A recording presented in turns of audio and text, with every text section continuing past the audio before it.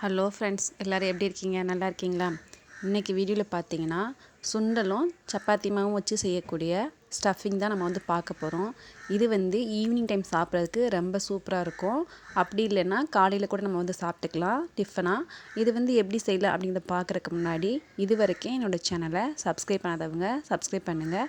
கூடவே இந்த பெல் ஐக்கானையும் மறக்காமல் கிளிக் பண்ணுங்கள். அப்போ நான் போகிற வீடியோஸ் எல்லாமே சேரும். வாங்க நம்ம இப்போ வீடியோக்குள்ளே போகலாம். அதுக்கு பார்த்திங்கன்னா ஃபஸ்ட்டு நான் சுண்டல் எடுத்திருக்கேன். சுண்டலை ஊற வச்சுட்டு முளைக்க வச்சு எடுத்திருக்கேன். நம்முடைய சுண்டலை முளைக்க வச்சு எடுத்தாலே நம்முடைய உடம்புக்கு நிறைய சத்துக்கள் அதிகமாக கிடைக்கும். அதனால முளைக்க வச்ச சுண்டல் நான் எடுத்திருக்கேன். நீங்கள் எந்த சுண்டல் வேணாலும் எடுத்துக்கலாம். இதை குக்கரில் போட்டு நம்ம ஒரு 4-5 விசில் வர்ற வரைக்கும் நல்லா வேக வச்சு எடுத்துக்கலாம். அதுக்கு தேவையான அளவுக்கு தண்ணி ஊற்றிடுங்க. தண்ணி ஊற்றிட்டு லைட்டாக நம்ம இதுக்கு தேவையான அளவுக்கு நம்ம உப்பு சேர்த்துக்கலாம். நிறையா உப்பு தேவையில்லை. இதுக்கு எவ்வளவோ அதை மட்டும் சேர்த்துக்கலாம். இப்போ இதை பார்த்திங்கன்னா ஒரு 5-6 விசில் நான் வச்சு எடுத்துட்டேன். இப்போ நம்ம ஓப்பன் பண்ணி பார்த்துடலாம். பார்த்திங்கன்னா நல்லாவே வெந்து வந்திருக்கு.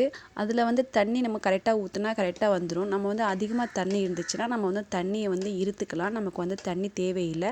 அந்த தண்ணியை வேஸ்ட் பண்ணாமல் நம்ம குழம்புல ஏதாவது ஊற்றிடலாம். இப்போ இதை மத்துக்கட்டை வச்சு மசிச்சு இந்தளவுக்கு இருக்கிற மாதிரி நம்ம பார்த்துக்கலாம். அடுத்து தாளிக்கிறதுக்கு ஒரு கடாய் வச்சுட்டு அதில் 2 டேபிள் ஸ்பூன் எண்ணெய் சேர்த்துட்டு கடுகு 1 ஸ்பூன் சேர்த்துக்கிறேங்க. அடுத்து பார்த்திங்கன்னா வெங்காயம் நல்லா பொடி பொடியாக கட் பண்ண ஒரு வெங்காயம், அது கூடவே ஒரு கொத்து கருவேப்பிலை, இது எல்லாத்தையும் நல்லா வதக்கி விட்டுருங்க. கொஞ்சம் ஓரளவுக்கு வதங்கினதுக்கப்புறமா இஞ்சி பூண்டு ரெண்டையுமே நல்லா பேஸ்ட் மாதிரி இல்லாமல் அரைச்சும் போடாமல் நச்சு எடுத்து போட்டிருக்கேன். ரெண்டையுமே நம்ம அந்த மாதிரி சேர்த்துக்கலாம். ஒரு 4-5 பூண்டு, கொஞ்சம் இஞ்சியும், அது கூடவே தக்காளி பார்த்திங்கன்னா ஒரு தக்காளி எடுத்திருக்கேன். அதையும் நம்ம அது கூடவே சேர்த்து நல்லா வதக்கி எடுத்துடலாம். நல்லா வதங்கினதுக்கப்புறமா மசாலா பொருள் எல்லாமே சேர்த்துடலாம். கரம் மசாலா தூள் 1/2 ஸ்பூன் சேர்த்துருக்கேன். மஞ்சள் பொடி 1/4 ஸ்பூன் அளவுக்கு நான் சேர்த்துருக்கேன்.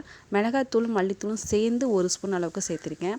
இது எல்லாத்தையும் நல்லா வதக்கி விட்ருங்க. அந்த எண்ணெயிலேயே அந்த மசாலா பொருள் எல்லாமே நல்லா வதங்கட்டும். நல்லா வதங்கி வந்ததுக்கப்புறமா நம்ம ரெடி பண்ணி வச்சுருக்க அந்த சுண்டலையும் நம்ம அது கூடவே சேர்த்துடலாம். நல்லா மசிச்சு வச்சுருக்கேன் சுண்டலை. அப்படி சாப்பிடும்போது ஒன்றும் பாதியும் சாப்பிடும்போது தான் நமக்கு வாயிலையும் நல்லா கடிப்படாத மாதிரி இருக்கும். சாப்பிட்றதுக்கும் கொஞ்சம் நல்லா டேஸ்ட்டாக இருக்கும். இப்போ இது தேவையான அளவு உப்பு சேர்த்துக்கிறேங்க. நம்ம வேக வைக்கும் போது உப்பு சேர்த்துருக்கோம். இப்போ லைட்டாக நம்ம சேர்த்துக்கலாம். சேர்த்துட்டு நல்லா வதக்கிட்டு ஒரு 5 நிமிஷத்துக்கு அப்படியே ஸ்லோலே வச்சுருங்க. அப்படியே அடுப்புலேயே 5 நிமிஷத்துக்கு இருக்கட்டும். அடுத்து நம்ம மாவு ரெடி பண்ணிடலாம். அதுக்கு சப்பாத்தி மாவு 1 கப் அளவுக்கு நான் எடுத்திருக்கேன்.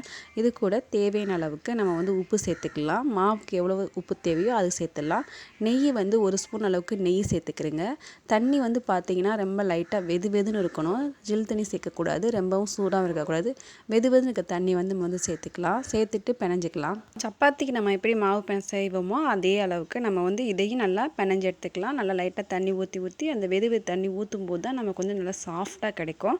இந்த மாதிரி பிணைஞ்சு எடுத்துகிட்டு இதை ஒரு 1/2 மணி நேரத்துக்கு நல்லா ஊற வச்சுருங்க. இந்தளவுக்கு சாஃப்டாக இருக்கணும். 1/2 மணி நேரம் ஊற வச்சதுக்கப்புறமா நம்ம திரட்டி எடுத்துக்கலாம். இப்போ சப்பாத்தி கட்டு எடுத்துகிட்டு அதில் நம்ம திரட்டிக்கலாம்.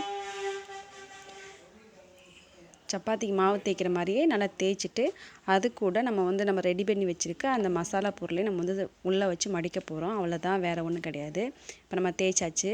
உள்ளே அந்த ரெடி பண்ணி வச்சுருக்கோம் பார்த்திங்களா மசாலா, அதையும் நம்ம அதுக்கு உள்ளேயே நம்ம வச்சிடலாம். வச்சுட்டு நல்லா மடித்து விடுங்க.